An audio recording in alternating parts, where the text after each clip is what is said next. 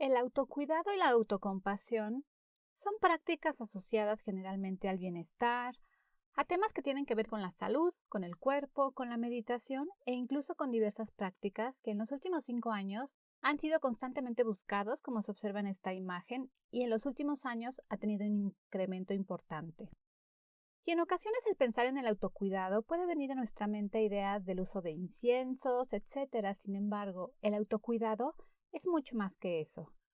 La Asociación de Psicología Americana, la APA, define el autocuidado como proveer la atención adecuada al propio bienestar físico y psicológico. Más allá de ser una meta aspiracional, involucrarse en el autocuidado se ha descrito como una necesidad ética. Y a su vez la Organización Mundial de la Salud, la OMS, define el autocuidado como la capacidad de las personas, las familias y las comunidades para promover la salud, prevenir enfermedades, mantener la salud y hacer frente a las enfermedades y discapacidades con o sin el apoyo de un proveedor de atención médica, y añade, esto se puede lograr, por ejemplo, comiendo sano, haciendo ejercicio o asegurándonos de dormir lo suficiente. A veces, continúa la OMS, estos actos no son suficientes para protegernos y se necesita un apoyo adicional de los profesionales de la salud. En lo que respecta a la autocompasión, Neff y Gerner en 2013 consideran que la autocompasión es una práctica y un constructo que tiene su origen en la psicología budista y que ha sido practicada y estudiada desde hace más de 2600 años, y solo recientemente la psicología contemporánea ha empezado a manifestar un interés por incluirla en el ámbito clínico y de investigación. Kristin Neff es una psicóloga pionera en la investigación de la autocompasión.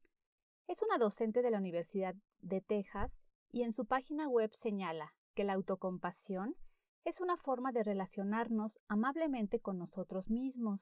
Implica ser afectuosos, cordiales y comprensivos con nosotros mismos en lugar de criticarnos cuando la estamos pasando mal, cuando sentimos que hemos fallado o cuando nos sentimos incompetentes. Kristin nos cuestiona, ¿cómo nos tratamos en un mal día? ¿Qué nos decimos a nosotros mismos? ¿Qué tipo de lenguaje y tono utilizamos? Generalmente, dice Kristin, nos decimos cosas que nunca le diríamos a un ser querido e incluso nos decimos cosas que no le diríamos ni siquiera a alguien que no nos gusta o que nos cae mal. Es muy importante considerar que la autocompasión es diferente a la autocomplacencia, a la resignación o a la indiferencia. Implica, de acuerdo a Bernard y Curry, reconocer con claridad los propios errores, sin necesidad de ponerse a la defensiva, hacer una observación congruente de lo que ocurre en el momento presente y tener realmente un interés auténtico por la salud y el bienestar. Kristin Neff ha escrito diversos cursos, artículos, libros y se ha presentado en diversas conferencias acerca de la autoaceptación. En su página de internet tiene diversos cursos, estrategias y blogs, y entre su material tiene uno donde nos sugiere: tratémonos a nosotros mismos con la misma amabilidad, cuidado y preocupación que tratamos a un buen amigo. Puede parecer todo un desafío identificar cómo nos hablamos, nos culpamos, nos cuestionamos, y resulta evidentemente muy interesante esta visión, ¿no creen? Y bueno, en la actualidad la salud mental es una situación que en ocasiones o se oculta, es decir, ¿cómo voy a decir que estoy deprimido? ¿Cómo le digo a alguien que en ocasiones tengo ansiedad, que tengo constantemente miedo, que tomo medicamentos, etcétera? Sin embargo, en otras ocasiones, ciertas situaciones que les suceden a personas famosas, como políticos, cantantes, influencers o deportistas, y quienes debido a su fama o a su número de seguidores o simplemente porque es una noticia de actualidad, como el caso que compartiré a continuación, pueden ocasionar que nos podamos sentir identificados, reflejados con esa persona, tener la sensación de que no somos las únicas personas que en ocasiones padecemos cierto malestar emocional y afortunadamente pueden ayudarnos a no sentirnos tan solos. Y esta necesidad y reconocimiento de la importancia del autocuidado se refleja en un acontecimiento reciente de finales del mes de mayo de este año 2021. es decir, hace poco más de una semana.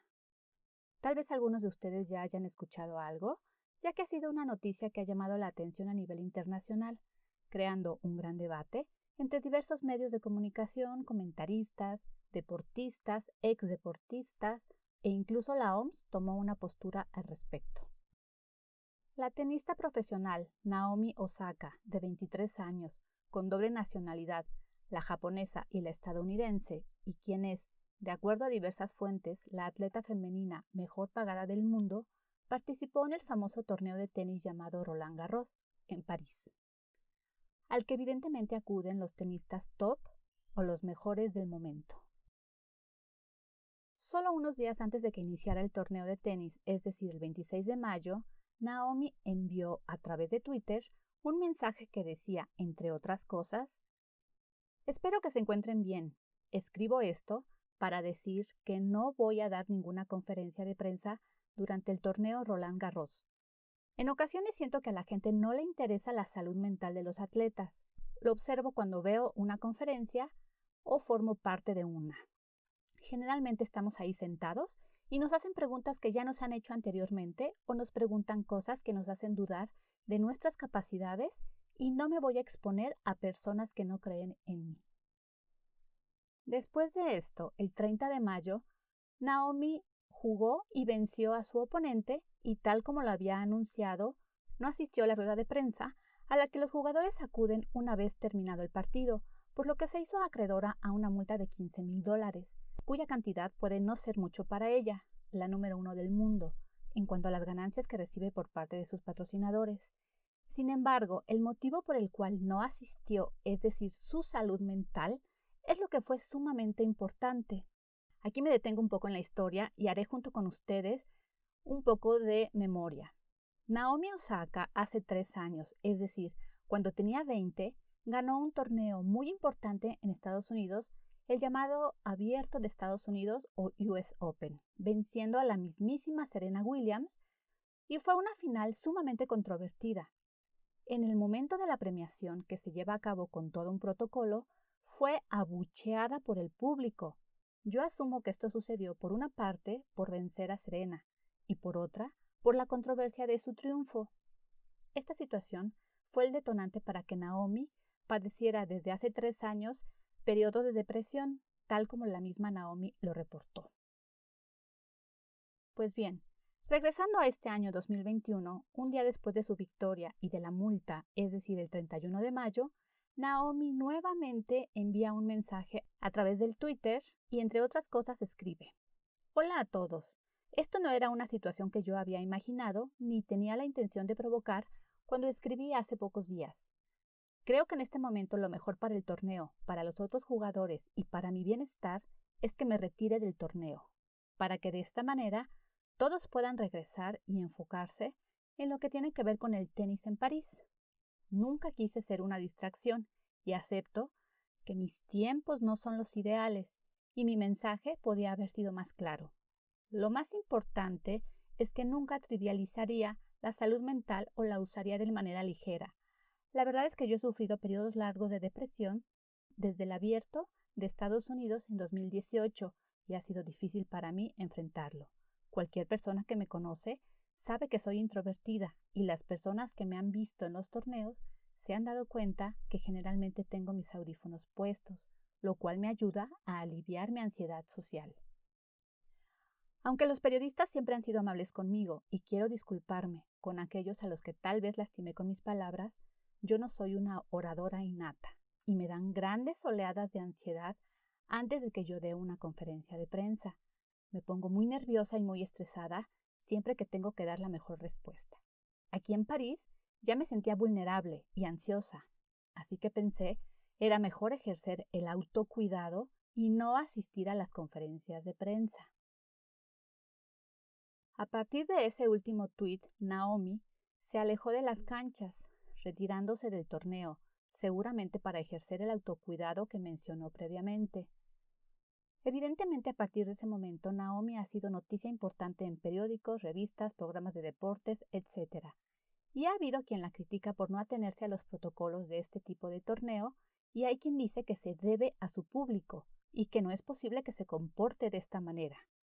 Por otra parte, ha recibido innumerables muestras de apoyo, algunas de deportistas que han enfrentado una situación similar y otras por ser discriminadas por embarazarse, etc.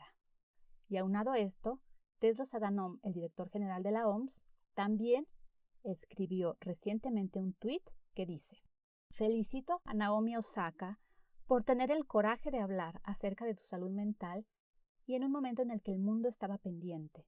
La salud mental es esencial para nuestro bienestar integral y todos tenemos la responsabilidad de protegerla de cualquier manera que podamos hacerlo. Eventualmente volveremos a ver a Naomi, en un futuro que no sabemos si sean meses o en años. Sin embargo, la manera en que ella ejerció este derecho a cuidarse nos da la pauta a nosotros como simples mortales, como dicen por ahí, y cuestionarnos si aun cuando no somos famosos, ni atletas, ni millonarios, al hacernos la pregunta, ¿de qué manera ejercemos el autocuidado? Y como dice Christine Neff, ¿cómo nos tratamos? ¿Nos tratamos tan bien como tratamos y hablamos a nuestro mejor amigo o amiga? Yo creo que Naomi sí lo hizo y fue amable, generosa, paciente, empática y se trató bien. Además de hablar de temas que hasta hace poco todavía eran un tabú, como la depresión, la ansiedad, etc. Sigamos todos su ejemplo, privilegiemos nuestro autocuidado y tratémonos como tratamos a nuestro mejor amigo. Como siempre, espero que este video haya sido de utilidad y lo hayan disfrutado tanto como yo al elaborarlo. Por favor, compártelo e inscríbete a Psicociencia. Nos vemos en el siguiente video. Hasta pronto.